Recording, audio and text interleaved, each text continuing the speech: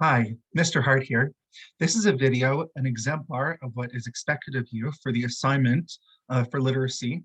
The assignment, particularly the oral/media component of the assignment. Um, I ask you to transpose yourself onto a green screen. I'm going to show you how to do that. And I'm also going to give you just a basic example of what the finished product should look like. So I chose someone not on the list that I gave you, but I chose a famous Canadian activist for human rights. I'm going to give, I have two images that I'm going to explain, and then one that I'm going to use as my background for my explanation at the end. So three images in total. You'll see here that I have my handy background green screen. It affixes to my chair, which is really lovely. And so without further ado, let's get to it. So my first background, my first image is Jean Lum in her shop in Chinatown. Jean Lum was an entrepreneur.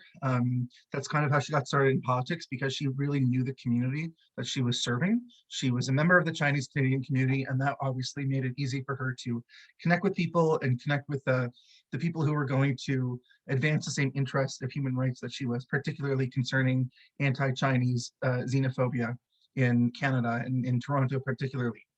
In her restaurant and in her stores, she was able to meet with people, businessmen, politicians, people who were in positions of authority, to be able to connect with and then get them, work with them to advance the human rights that she wanted to. So there's a significance there. And of course, being a female entrepreneur in that age is an accomplishment in and of itself.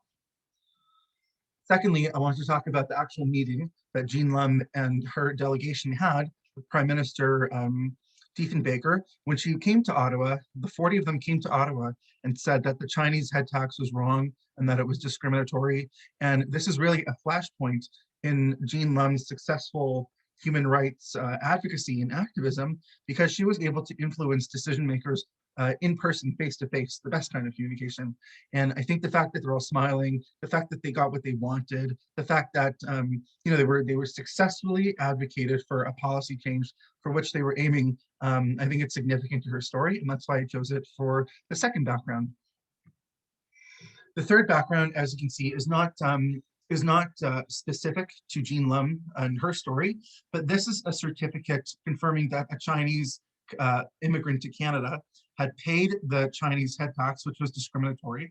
And I want you to just look here at this person's face.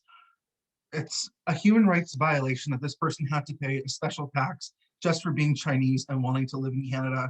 Of course, that's wrong, but here we have in the background, it's being memorialized in history forever. And it's something that we can learn from. And it's something that really speaks to where we come from and, of course, where we still need to go.